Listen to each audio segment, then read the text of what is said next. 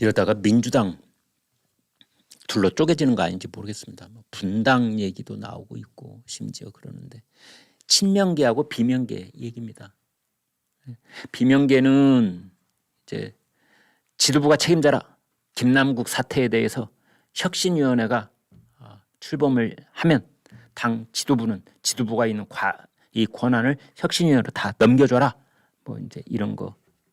그다음에 비명계 홍영표 의원이 이제 거기 선봉장이 돼가지고 비명계 의원 30명이 결의문을 내자 뭐 이런 제안도 지금 하고 있습니다. 왜냐하면 뭐 사태가 복잡한 것 같지만 복잡할 거 하나도 없는데요.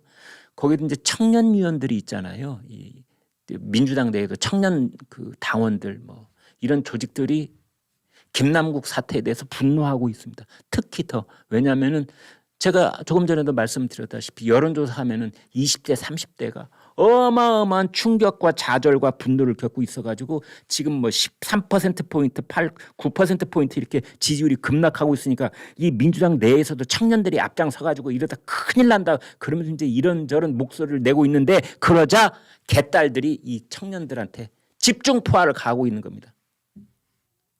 그러자 비명계 홍영표 의원이 그러지 마라. 당 잘 되라고 청년들이 목소리를 내고 있는데 강성 팬덤들인 개딸들이 집중 포화를 하면 어떻게 되냐 도대체가. 쇄신을 하자는 거냐 말자는 거냐.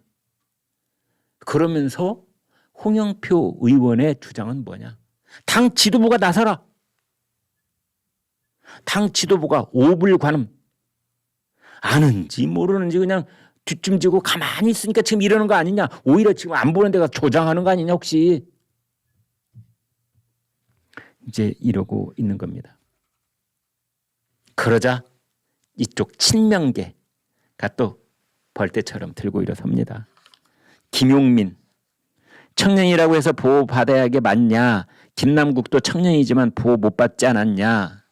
이제 그러고 그런 말을 했다고 합니다. 어제 또 민주당 의원총회 열었거든요. 의원총회 자주 여네요.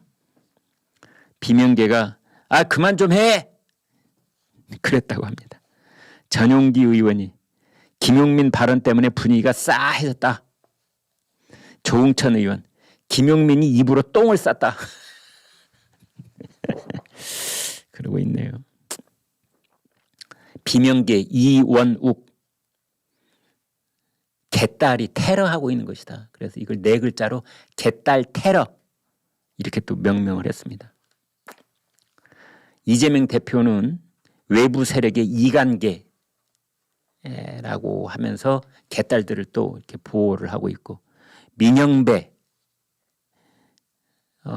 무소속이었다가 지금은 민주당 꼼수 탈당 원조 민영배 당원이 아닌데도 침투에 들어와 있는 세작 간첩이 있다. 뭐 이런 얘기했고 조응천 의원이 이렇게 맞받아쳤네요. 지도부가 개딸 공격의 진상을 파악하고 이관계에 대비하겠다는 건 적반하장 아니냐. 당원이 200만 명인데 그중에 딱 한 명이 당원이 아닌 상태에서 공격을 했다고 그걸 다 이관계라고 하면 도대체 어쩌자는 거냐.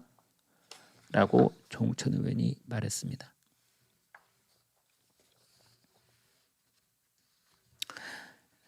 그런데요. 이런 거는 다 이제 표면적으로 이렇게 나와 있는 거고요. 표면적으로 나와 있는 것일 뿐이고 그 물밑에서의 진짜 싸움은 뭐냐? 공천 싸움입니다. 공천 학살.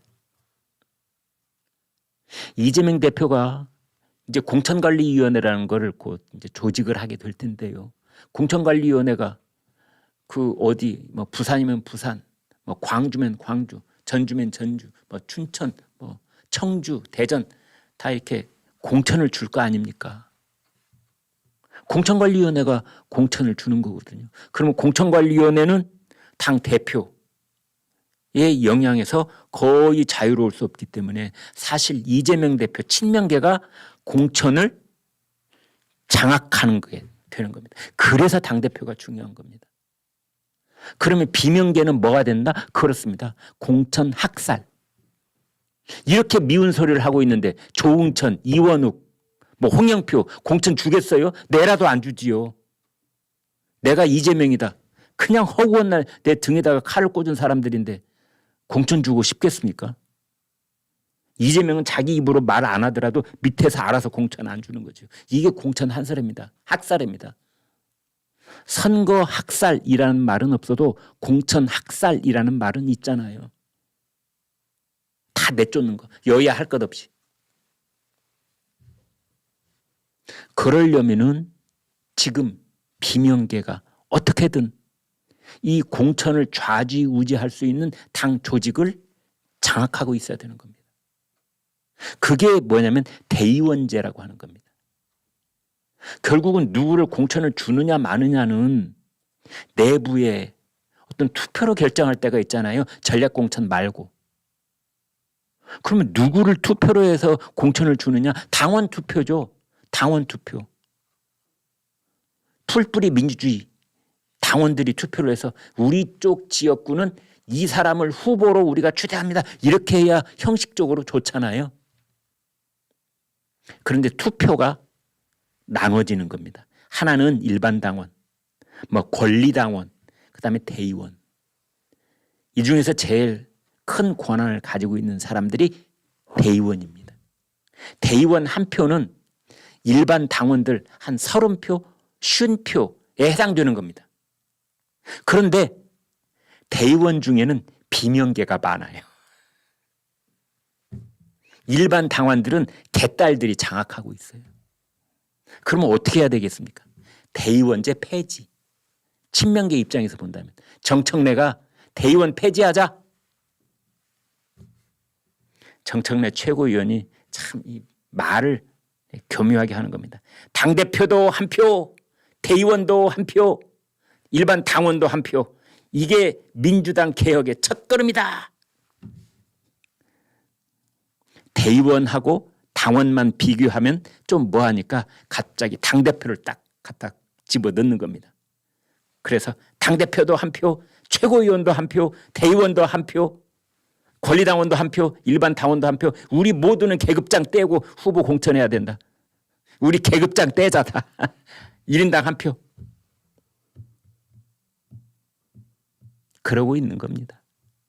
그게 친명계 쪽에서는 어떻게든 대의원을 발로 밟으려고 하고 있는 거고, 그러면 상대적으로 개딸들이 장악하고 있는 당원들의 그 표가 점점점 가치가 높아지는 거고, 그러면 친명계에게 유리하게 되는 겁니다.